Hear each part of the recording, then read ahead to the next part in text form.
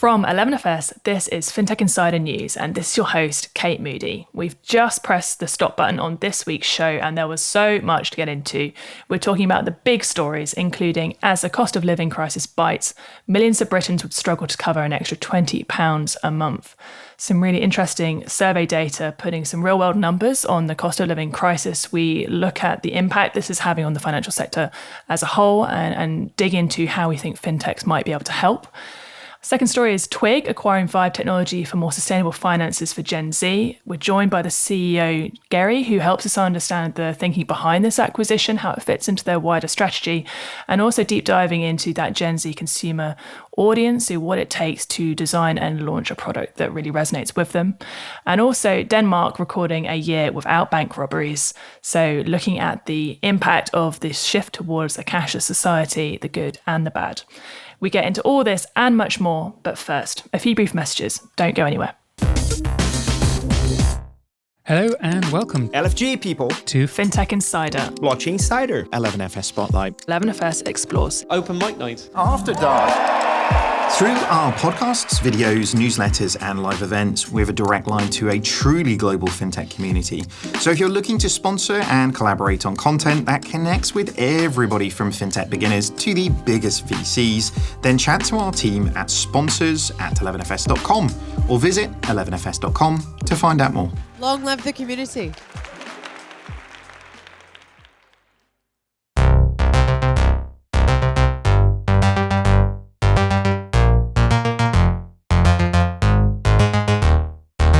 Welcome to episode 693 of Fintech Insider. I'm Kate Moody and I'm joined this week on Fintech Insider News by some great guests to break down this week's biggest stories in fintech and financial services. Firstly, I'm joined by my co-host, Ross Gallagher, manager at 11FS. Hey Ross, working on anything exciting your first week back? Hey Kate, Happy New Year. Yes, it's great to be back. Working on anything exciting, always. I think that's the beauty of what we do. Absolutely, but can't divulge too much, obviously. So it's a welcome return to Fintech Insider for Lindsay Davis, Head of Markets at Atomic. Welcome back, Lindsay. Thank you for joining us. Can you give our audience a reminder of you and Atomic, please? Thank you for having me back at the top of the new year. Atomic, as Head of Markets, I am a part of the payroll connectivity space. We help build infrastructure for neobanks, fintech, big banks to connect to U.S. consumers' direct deposit, as well as to access income and employment verification by a unified API layer. And we're working on some fun new things in the new year, including bringing out earned wage access benefits, which is top of mind given some of the stories we'll be running through today. Awesome. Well, yeah, absolutely looking forward to getting your perspectives for sure. And we also have a Fintech Insider debut for Geri Cupi, CEO and founder at Twig. Welcome to the show, Geri. How are you doing? Can you give our audience an introduction to you and to Twig, please? Thanks for the invitation, Kate and Ross. Serial entrepreneur, Twig is my third startup. In the past, I built Social DNA, exit to Levi's at Monochain, which is one of the OGs on the NFT space. At Twig, we have been what we call the Bank of Things, which enable consumers to use things such as clothes, electronics as a currency. And the users get like a debit card where they can use wherever Visa is accepted or a MasterCard in the world. Awesome. Doing some really, really fascinating stuff. And we should probably give a disclosure that we're big fans of Twig at 11FS. You guys won an award, an 11FS award. So thank you very much for joining us and looking forward to talking about your news. You've got some exciting stuff going on. So with that, let's get into the news. So our first story comes from Sky News, and that is that millions of Britons would struggle to cover an extra £20 a month as the cost of living crisis continued to bite. According to new research from Citizens Advice, more than a third of Brits would find a £20 increase in their monthly expenditure difficult or impossible to cover. Of 2,000 adults surveyed in December, 1 in 4 would find it somewhat difficult, 7% would find it very difficult, and 4% would find it impossible.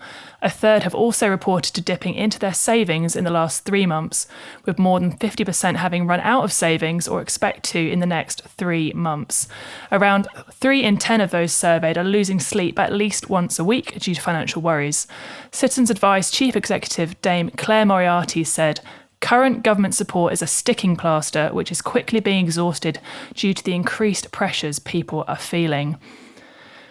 Well, starting off on a cheerful note for the year, this is understandably pretty hard reading, Ross. What was your reaction to this? How much longer can it continue?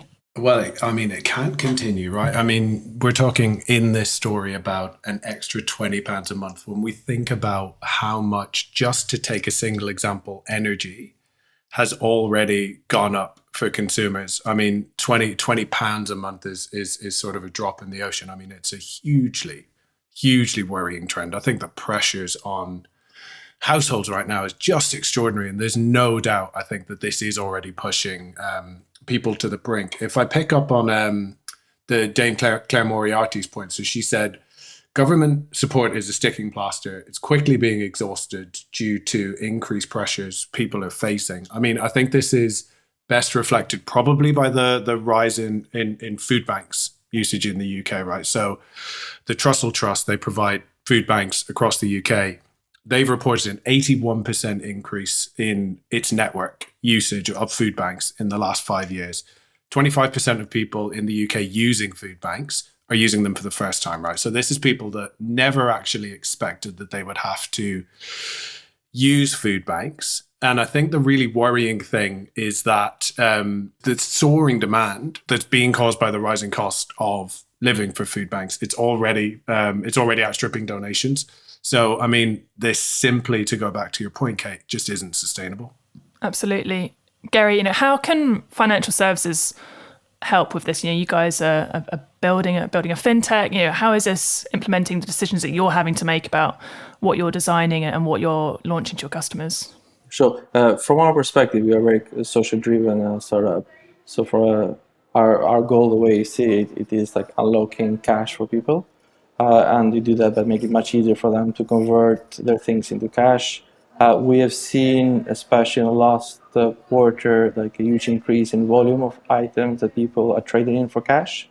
And the way we see it, we are innovating, trying to build products to alleviate the pain as much as possible. There is like a budgeting feature which we're bringing into the App Store next month. There is we're launching a feature in collaboration with one of the other acquisitions Moody we've done in the past, where people will be able to sell their old phone and rent a new phone, so they can still keep using like a device. But that's from our perspective. Also through donations, we enable people to donate in the app clothes and other goods as well, to make it slightly easier for people in a less fortunate position to some extent to reduce the pain. Lindsay, this is obviously analysis from the UK, a UK lens, but what are you seeing in the US? Is the cost of living crisis sort of biting in a similar way there? It's a bit separate from how things are being driven in your economy. I think politically, you've been going through a change of guard, and you don't have popular appeal for any one particular candidate, with opposition currently leading in the polls. I mean, the people want leadership. They want strong leadership. I mean, the healthcare crisis globally as a result of the pandemic has not really gotten much better. I think that for each of our economies, a lot of those emergency expenses often tie back to healthcare. And within the US, we've been able to, at least this year during the holiday season, combat COVID in a more defensible way versus last year, where we had this massive spike when families got back together. But from outstripping, what is the day-to-day cost of living, inflation is not something that we've been able to rein in ourselves. And the U.S. consumer is certainly hurting. And we had a crisis earlier this year with the rising gas prices, where places known for low gas prices themselves received record highs. And those expenses, those costs at the pump, like, great, there's companies working on solving those problems, but we need, broader political alignment around helping put more money back in the pockets of consumers. Ross, I think Lindsay's obviously touched on the health impact of COVID. The research talks about the health impact of people struggling with sleep, for example. How intrinsically are financial health and physical health linked, do you think? Yeah, they're absolutely linked. And I think, when you think about who's sort of really at the sharp end of this, right?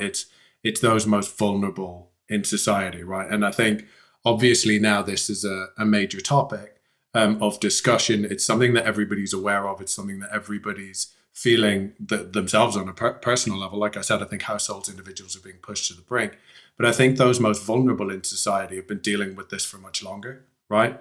And I think there is an intrinsic link between financial health, mental health. And I think, yes, that's probably like, another wave that we need to think about, the sort of the impact on people's mental health. But I think those at the really sharp end of this have already been dealing with it for a really long time. And I think, everything that we're seeing now, particularly in the UK economy, I think speaks to a real lack of like financial resilience at a personal level. I think, lots of people, have already exhausted savings. I mean, completely gone through them. I think unsecured credit, so like credit cards, personal loans, those types of credit products, those balances are already back where they were sort of before the Great Recession. And I think we're already seeing default delinquencies on those types of products rising at record levels, right? So the impact, I think, on health, physical health, mental health, people not sleeping, et cetera, is a huge concern. Yeah, absolutely. And I suppose that point you make around resiliency, like I think that is so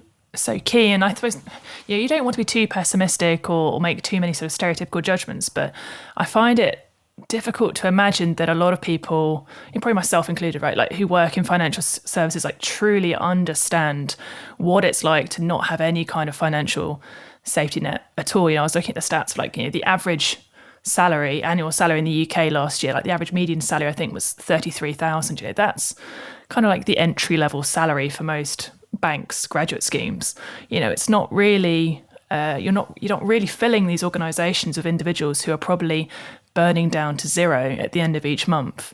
And I think that's, I'd love to see fintechs kind of playing a role in helping to kind of broaden out the representativeness of people that are trying to build and design solutions in this space. Geri, I don't know, like, how do you guys approach recruitment? How are you trying to bring people into your teams that can truly kind of understand these situations and really empathize with your customers? Yeah, absolutely. For us, like, we are very Gen Z driven, so we try to hire as many Gen Z as possible. When it comes to balance, we try to keep it as well. Most of our users are female. So when it comes to recruiting, at the moment, trying to recruit more females than males, just because it's a better representative of our user base as well. It's much more difficult when it comes to tech hirings because there is like less female engineers in the market. But I think our recruitment team has done an amazing job to have relatively like a good balanced team even there. From our perspective, the way we see it is, especially the new generation had faced a lot with COVID crisis, especially the fresh graduate, the people graduated during COVID. It's been very challenging for them to even start a career. You see kind of a new generation that have become quite native to side hustles, such as like on TikTok or like making money through drop shipping, copywriting, and all these kind of new skills they can bring to employment. So essentially, it requires more open-minded towards of that skill set. It's not necessarily what is on someone's CV that people are good at. We should also see what other attributes they can bring as well that might not be as visible on someone's CV as well. Absolutely. Lindsay, so just before we wrap up on this, Strauss, and you're intrigued, you mentioned in the intro that you guys are looking at earned wage access. Was that a response to kind of the economic situation we're in? Obviously, like, some people do see earned wage access as a product that can help in these kinds of times, or was that something that was always on your roadmap and it's just happening to land at this sort of time? Well, Core to Atomic's mission is actually helping the most vulnerable members of society. So earned wage access was always something on the roadmap.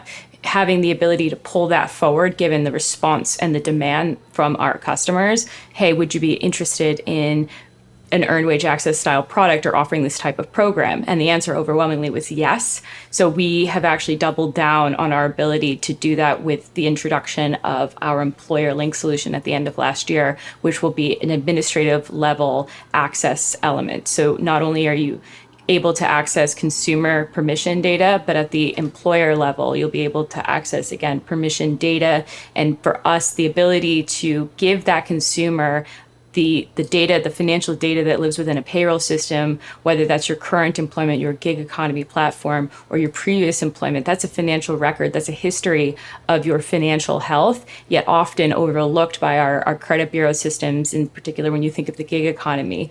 These consumers don't have a proper credit file by the traditional definition. However, the bureaus are evolving to start to pull this data in. And if Atomic can offer a centralized, high fidelity source of data, that is a weapon for that consumer to move and vote with their feet, to pick and choose financial services that align with their values. When you think about, the idea of investing in companies and being able to bank with a company that doesn't, support guns and carbon emission, or the ability to say, hey, I want an app that focuses on my needs as a first-time parent, or, a recent, gig economy worker that doesn't have access to benefits, because in this country, employment is tied to healthcare, and you have to be employed to get access to healthcare, which makes it a lot more challenging for us as consumers when, say, potentially there are layoffs in the economy, and that's something that's happening as we speak. Yeah, absolutely. I really like the idea of giving metaphorical weapons to consumers. That really appeals to me. I know, it felt like the right word. It's probably a bit morbid, but fight back, people. Like, it's 2023. Get your goals right. Like, take your finances back, right? Go for it. Love it. Sadly, going to have to move on to our next story, but we can keep the weapons theme going throughout. I quite like that one. This next story comes from Finextra, and that is that Twig has acquired Vybe Technology. Sustainability-focused and self-described bank of things, Twig is acquiring Vybe, a French neobank for young people. The teen banking services provider adds to Twig's recent acquisitions, which included UK-based Loopster and Moby.market, and marks the latest step forward in the company's aim to become the go-to platform for the Gen Z market. Launched in 2021, Twig describes itself as a fintech based on circular economy principles, allowing users to sell or trade in their clothes or electronics for instant cash. Twig says it is currently the fastest growing fintech in Europe, having hit 1 million users in October, just 15 months after launching, and it follows a $35 million raise a year ago to support the startup's expansion into EU and US markets and the rollout of its Web3 payment infrastructure in a Series A round led by Fasanara Capital. Geri, always a little bit odd talking about people in the third person when you're here with me. Naturally, we should come to you first on this. Some really, really exciting news to start the year for Twig. Congratulations to the team. Could you tell us more about the acquisition? Why Vybe? Why now? Yeah, sure. I mean, for us, our focus, we noticed from early days that our product resonates quite well with Gen Z, and we represent their values. Both it comes to sustainability, but also about reducing as much waste as possible. The team at Vybe, Vincent and the rest of the team has built an amazing team banking product. From a tech standpoint, I think we realized earlier on that if you're going to be the go-to for Gen Z, we shouldn't start that experience when they are 18-year-olds. We should start it much earlier. So, and this is what this acquisition has enabled us to do, for us to expand our technology to also offering our product to 13 to 18-year-olds as well from this year. Additionally, it's part of our expansion to the French market as well. We already have 20,000 users in France, which we've done in 5 weeks last year, and we expand further presence in the market there. Awesome. Obviously, you've touched on the fact that this allows you to reach out into that younger customer base. But what else does buying a neobank do, I suppose, for your product set in particular, and that maybe the future product set that you might take to market that you didn't have in the locker before? Yeah, sure. For us, this is mostly technology driven, because we want to, one of our key goals this year, it is to offer team banking. And this is what enables us to do not just in the French market, but also in UK, rest of Europe, and question in US as well. That's the core focus of the deal. Awesome. Ross, what was your response to this news? What did you think?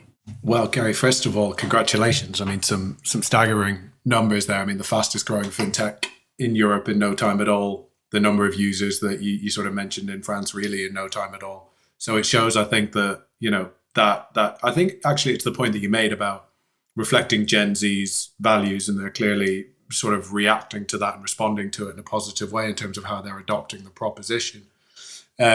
So I think that's great. I think my major takeaway, Geri, from what you said was about, sort of capturing consumers earlier, right? And being able to sort of help them develop those more positive financial behaviors, right? And I think actually there's a neat link back to, I think, Lindsay, your point on finishing the previous story was, it's that point about empowerment, right? And giving people those tools, those habits, those behaviors.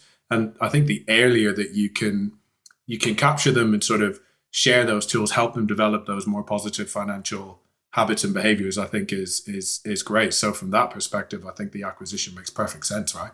Yeah, absolutely. Like besides financial literacy, it's also something to make people more aware. Is like climate literacy as well, because sooner people are educated about to make better decisions on their lifestyle that has impact to the environment, whether positive or negative, we will see a big reshape of the society as you see it, as you know it. Lindsay, have you seen anything like this, like what Twig are doing in the US? Is there anything operating in a similar space? In terms of the circular finance and the ESG space, yes. Previous to this role at Atomic, I was the head of FinTech reporting over at CB Insights, where one of my FinTech trends to watch in 2019 was actually the explosion of ESG. And it did eventually happen. However, it took a market crisis and a correction to start to see that ESG as a portfolio component actually performed much better, because these companies initially in theory were performing more responsibly and doing better for the economy, which actually is good for, again, the bottom line at the end. So in terms of the resiliency of it as an investment class, and then also to Geri's point, we do have a very similar ethos among younger demographics where they care about their impact on the environment. You see an abundance of new consumer packaged goods companies championing less use of single plastics, the ability to recycle your clothing and get credit towards recycled clothing on their platform. Like these have been around for a couple of years now, so it's nice to see an application not only tie that initial offering as a product set as people go into the new year cleaning out their closets, but then, hey, here's actually your wallet to actually start to use those funds versus creating a separate account, which often goes delinquent.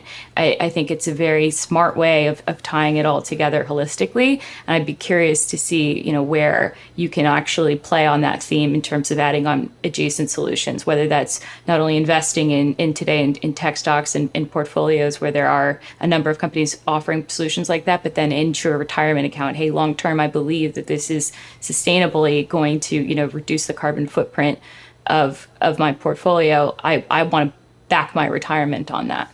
I think that playing to strong values is, again, even when you think about politics, like you need to generate people to want to care about something. And this is something that younger demographics have voiced and championed, and I'm certain we'll see more of. Absolutely, 100%. I think it's interesting. Obviously, I've been at 11FS for a couple of years now, and I remember when we first started 11FS and we were talking to our clients about new spaces they should explore. We would talk about sustainability, and a lot of our clients would kind of see it as a bit of a oh, isn't that kind of cute, and isn't that something that's oh, it's fun and it's interesting, but no one's actually really going to form a behavior around it. No one's actually going to change what they're doing financially because of it. And I think now that dial has really shifted, and we're starting to see people recognize, driven by Gen Z in particular, this is a customer group which is incoming, and if you're not prepared for it, then you're really going to struggle.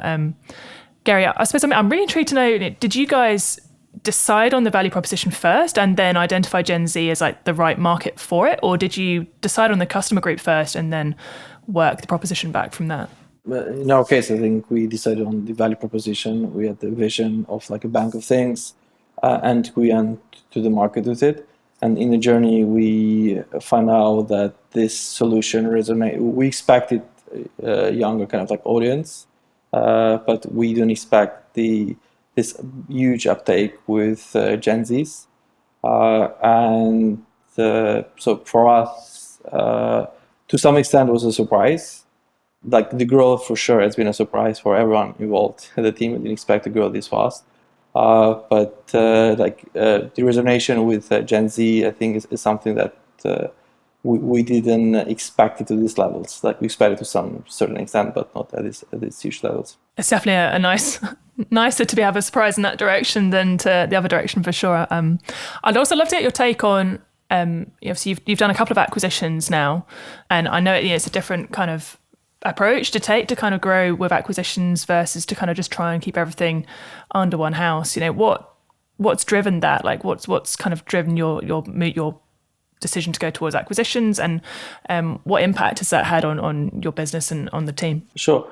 From our perspective, like we're growing organically, like very fast on its own, but the way you see it, especially the current climate, it's there is many good opportunities in the market that can enable us to grow inorganically as well. So typically, it's, I guess, to some extent, it's a contrarian approach from a founder's perspective, because what you are taught, it is just focus on your business, focus on a niche, don't go even after a big market, just trying to grow as fast, get as much of that niche as possible. Whereas our approach, it is that we are looking for ways how to reach the 2024 targets in 2023, how to reach 2025 targets in 2024. And I believe that acquisitions can enable us to do that much faster. In all the 3 acquisitions we've done so far have had like a strategic input into the company, and it's all part of our kind of a growth strategy. And we believe we just have started literally as a business, and there is a big opportunity for us. But also with the current climate, is many good opportunities, and I believe this year will be an M&A year in the fintech space. It's going to be a lot of consolidation in the market, and for us, I think we'll be open for more acquisitions this year as well. So the way we see it, it is at the moment it is a winter time in the tech space, and during the winter time, it is a time that we can use to innovate and grow. And by growth, it's not necessarily just organic; it can be also inorganic. It's there's a lot of, I suppose, negative talk around the challenges the industry are facing. So I think it's definitely refreshing to hear, someone like yourself talking about the opportunities and the positives that this time can give for a fintech and how you focus. Awesome. Well, we're just going to take a quick pause here. We'll be back shortly. Here at 11FS, we believe in explaining FS without the BS. That's why we created our 11FS Explores series, videos that break down a complicated financial services topic into something everyone can get their head around, such as non-fungible tokens, buy now, pay later, the cost of living, ESG, circular economies, embedded finance, and inclusive design. Search 11FS Explores on YouTube now.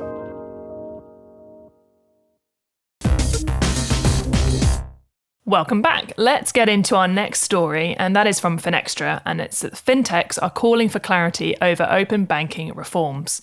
A group of 17 fintechs and the trade association FDATA have signed an open letter calling for urgent clarity on the future of open banking in the UK.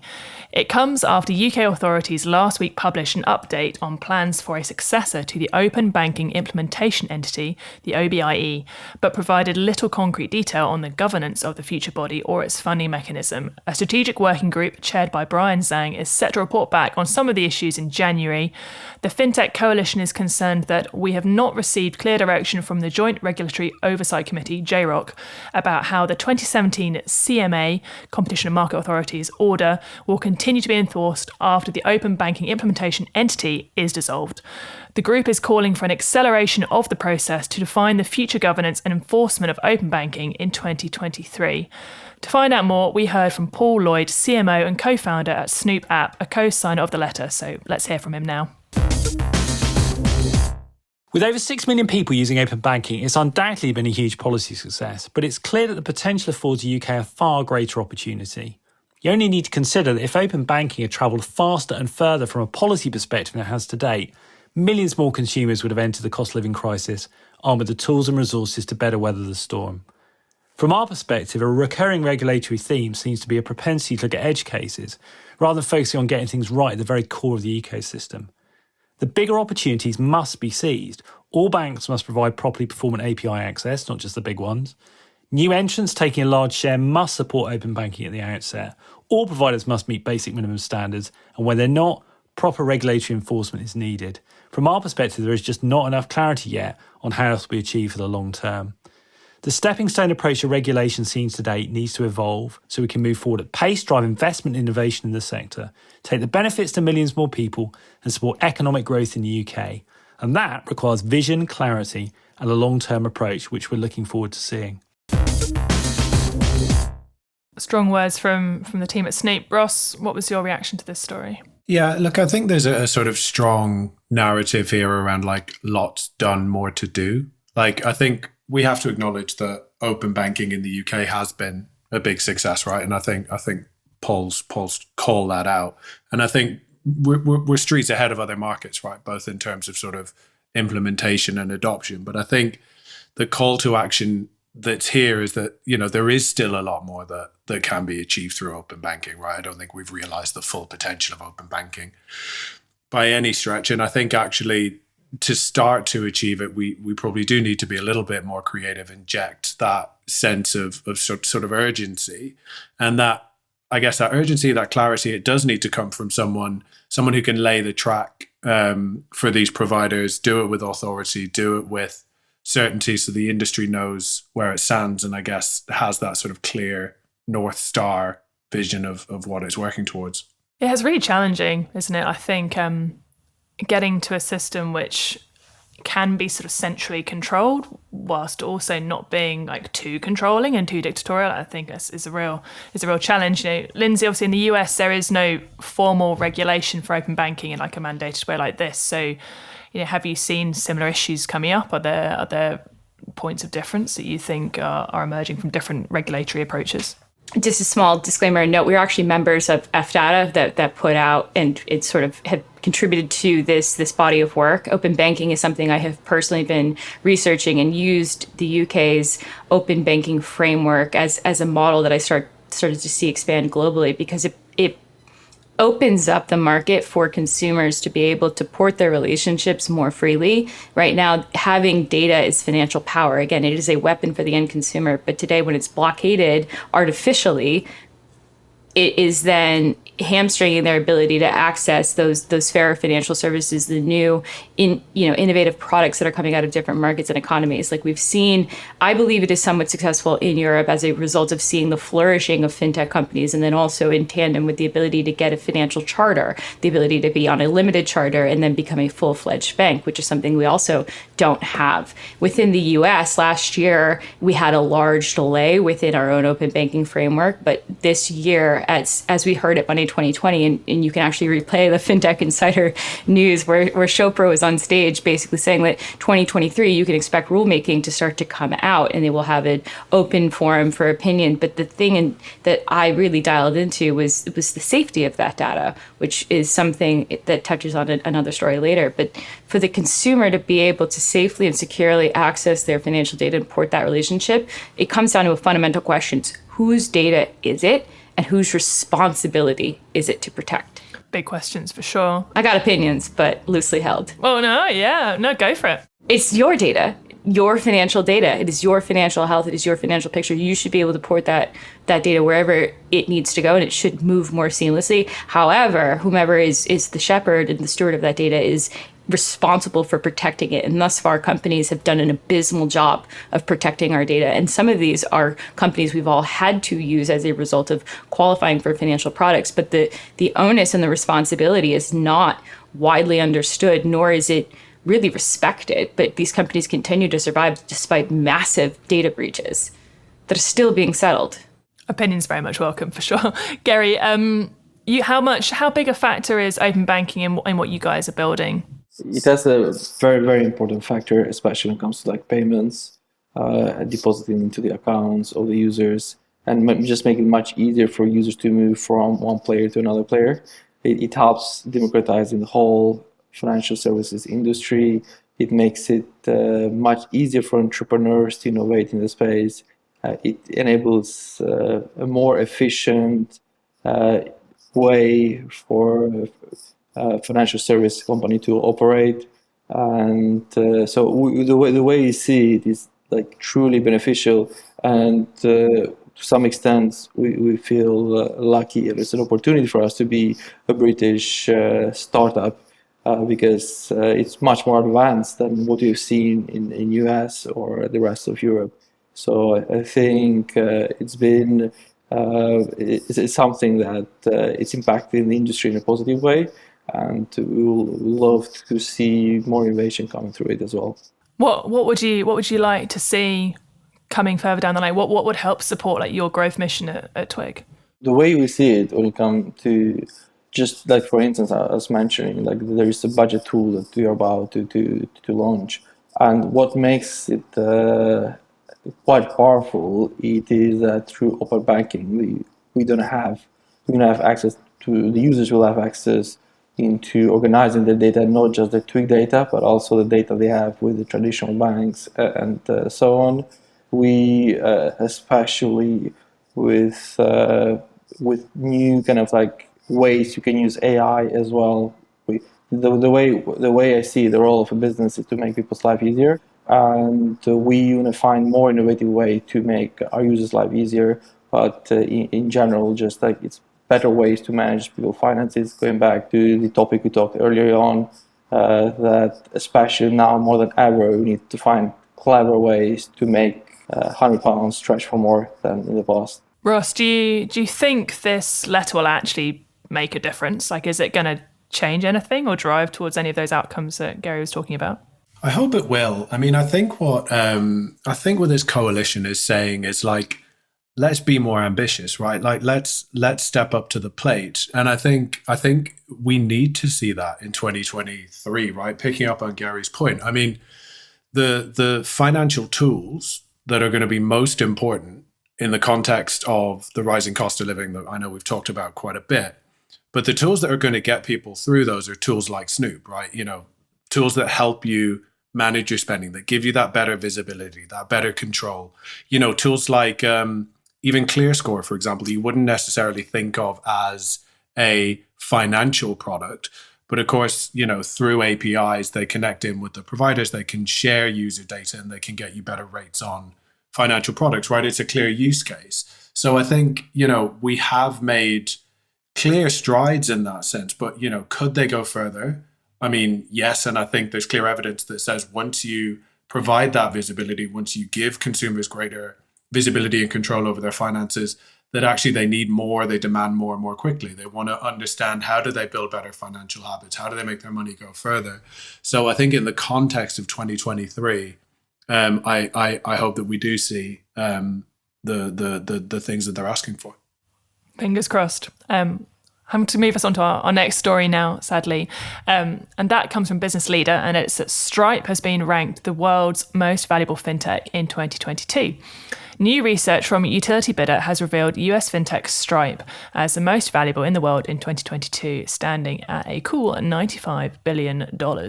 Rounding out the top three are the UK-based Checkout.com at $40 billion and Revolut at $33 billion. Stripe achieved unicorn status in 2014, 4 years after its founding.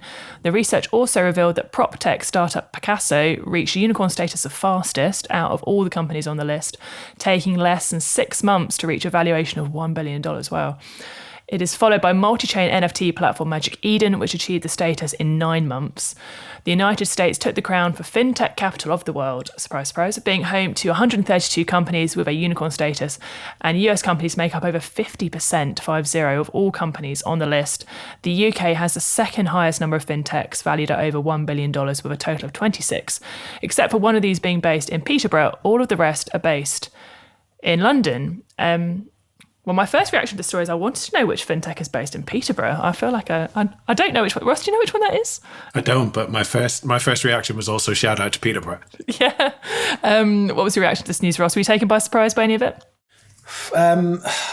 Look, I mean, I think my initial reaction was, if we weren't skeptical about, you know, valuations before, then I think we probably should be now, right? I mean, I love Stripe, and I love the way that they keep innovating, and, you know, an example being how they've sort of started to pay out in USDC, sort of bringing more people in more geographies into sort of formal financial services and all that sort of stuff, I think is hugely impactful.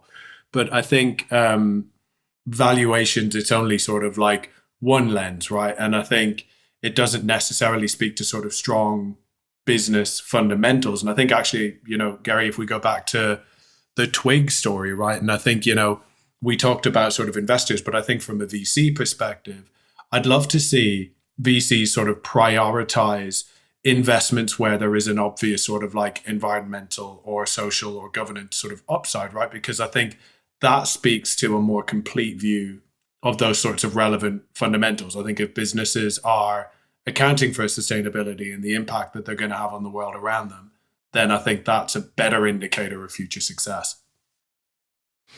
Geri, what's your view? Should ESG be part of valuations? So absolutely, I couldn't agree more. For us, from the beginning, our ethos has been that sustainability and capitalism can coexist, and we like to see, because for us as entrepreneurs, we might have like thousands or millions of ideas what new business to build, but they also should spend more time to focus on not just on the impact on the shareholders, but also the impact on other stakeholders as well, such as environment, sustainability, but also social causes that the business can create. So I agree with Ross. This is just one side of the story, just on the valuation, because it tells like what's the impact they have on the shareholders.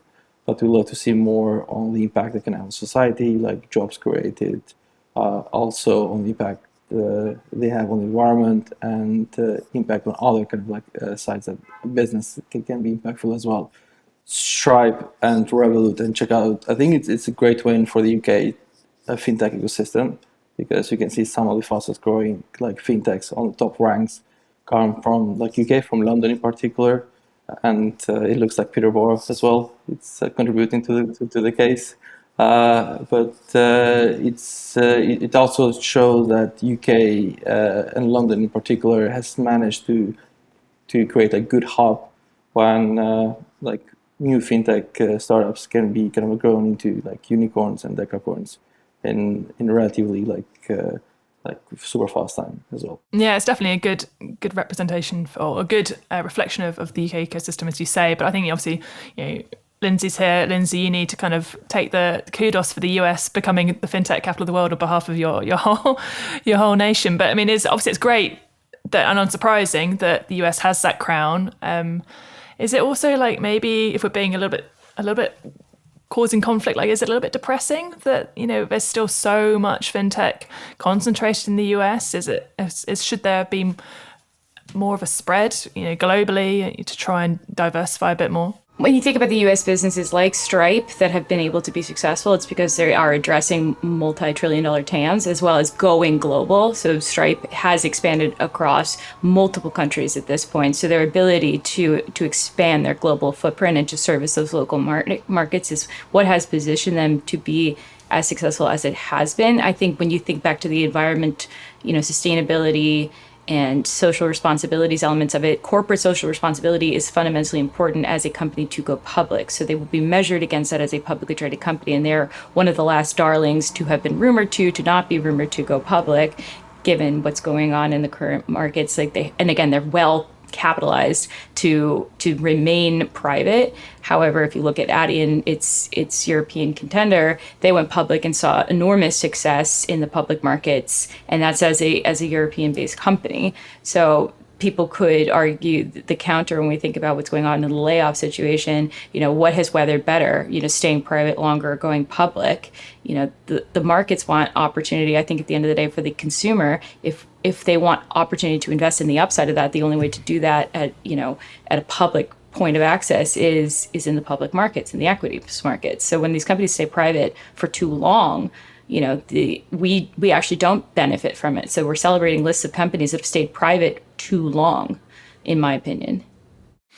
Geri, obviously, you're probably having to make these decisions yourself for your business. What's your take on that kind of staying private versus going public dilemma? I haven't had that dilemma yet, to be honest. But it's in the end of the day, as the key difference, like for my friends that are running like public companies, it is that the public market focus it forces you on short-termism. It makes you kind of like focus on the next quarter. Whereas being private, you can focus more on the long impact and realizing your vision. So that's the take I have from my friends. In general, when it comes to layoffs, we would have seen that there's like less layoffs from some of the equivalent on the public market. So that maybe kind of like is an indicator that these companies, when you are public, you have to be run in a more sustainable manner than on a fast growth, they just try and grow at all cost environment. For sure. Ross, you were being slightly critical of Stripe at the beginning, but what's your take on Stripe going public this year? Look, no, I mean, I like I said, I mean, I like Stripe. I think my point was the valuation isn't everything, right? And we've seen Stripe laying people off and all of that sort of stuff. And I think, look, these are, I think we've tended to call them like vanity metrics, right? These sort of valuation things, and we all get carried away and we report them. I don't necessarily though think that we should be impressed by lists like this as much as we were. And I think actually particularly now, because I think, look at Silicon Valley. I think money is already moving away from sort of the big established techs into some of those more emerging technologies, crypto, metaverse, AI. And I think as we saw sort of in the sort of Great Recession, there's always a bit of a correction. So I think the companies that are really established now within financial services topping these types of lists, this to me almost feels like a red herring. I think that the things that we're going to be talking about in the future probably aren't on these lists. And I think that's what I'm excited about. Yeah, absolutely. I 100% agree. And if listeners, you would like to have a discussion or listen to a discussion on what other metrics we can use to measure success in fintech beyond valuation alone, you can check out episode 685 of Fintech Insider from wherever you get your podcasts. Okay, now for the section of the show that we call Big Click Energy, which is a quickfire roundup of some more click-worthy news from this week. Ross, do you want to kick things off for us, please? Absolutely. So this one comes from AltFi with a headline, Australian BNPL Humm retreating from England as market worsens. So following the departure of Zip and OpenPay, Humm is now the latest Australian buy now, pay later provider to pull back on expansion plans. Humm has told its investors it will prudently retreat from broader UK expansion, instead focusing on its more profitable Irish and Northern Ireland operations. The company explained that while Great Britain has a large total addressable credit market, the decision was made due to a more challenging macro environment. Buy now, pay later has been under considerable pressure for the last year now, as the worsening economic environment causes retailers to reassess commission-based BNPL services and consumers to rein in their spending. So, I mean, we've touched on it throughout this show, I guess, given the current economic climate and everything we've seen in terms of layoffs, etc. I guess it's just really no surprise that fintechs are prioritizing core markets over international expansion, right? I mean, it's not the first one we've seen. I doubt it'll be the last. We'll have to wait and see. Our next story in this section comes from FinExtra, and that is that Cashless Denmark records a year without bank robberies. Denmark's transition away from cash has seen the country record its first ever year in which it experienced 0 bank robberies. Since 2017, there have been fewer than 10 a year until 2022, when the number fell to 0. Denmark has seen declining cash usage in recent years as people move to electronic alternatives, notably contactless payments. The trend accelerated during the COVID pandemic. The fall in robberies has coincided with many banks completely closing their branch cash registers. However, the union notes that employees still face potential violence and threats, with much of the abuse now occurring digitally and over the phone. Obviously, fewer violent bank robberies are definitely a good thing, but for some reason this story made me feel just like a little bit sad, which I know probably makes it sound like completely mad, but I think it's probably because I watched Die Hard over Christmas, and this made me realise like that scene when like the vault opens and they're just like, wow, look at all this cash. Like by the time that my 1-year-old son is old enough to watch that film, I can just see that he's going to turn to me and be like, what is that? And I think it probably just made me feel super old. But setting my old age grumpiness aside, I think it really does feel like we're on this sort of inexorable march towards a cashless society now. You know, these kinds of stories show some of the negative aspects of physical currency that might drop away, but I still do very much believe that cash fulfills really important social functions that we still haven't managed to replicate in the truly digital world. So lots still to work on. Okay, let's bring everybody back for the final section of today's show, looking at a more light-hearted story from the last week. Taking this one from AltFi, and that is that NatWest CEO is receiving a damehood, and FinTech Scotland share has been recognised in the New Year's Honours list in the UK. NatWest's Alison Rose and FinTech Scotland's Stephen Ingledew were named in King Charles's first New Year's Honours list. Rose became the first woman to lead a top UK lender when she took over as CEO in November 2019. She has been an ardent champion of diversity, equity and inclusion, particularly pushing to improve female representation in the financial sector. In 2019, the government invited her to review the barriers facing women in business, the Rose Review of Female Entrepreneurship, addressing the gender gap. 3 years on, the review has led to the number of women-run businesses increasing by 33%. Stephen Ingledew, Executive Chair of FinTech Scotland, was awarded an Order of the British Empire, OBE, for his services to the financial technology sector. Ingledew founded FinTech Scotland in 2018 and has led it ever since, advocating to make the financial world more open and inclusive, as well as founding FinTech National Network, facilitating collaboration across UK FinTech clusters. Well, congrats to both of them. Is it good to see financial services being recognised in the King's Honours list? Geri, were you chuffed when this came out? Yeah, absolutely. But the bigger news it is that it's like a female leader getting the damehood, which I think, I believe the financial service has a lot to do when it comes to representation of females in the board seat and in leadership roles.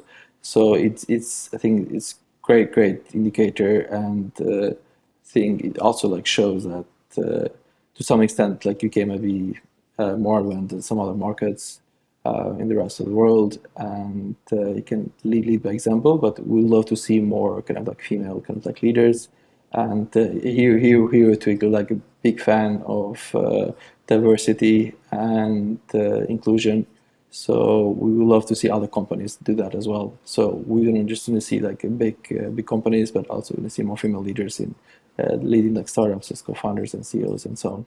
Absolutely. Lindsay, obviously this is quite a niche UK thing. Do you have any kind of equivalent awards or lists in the US where people kind of get to put on a fancy dress or a hat and go meet people?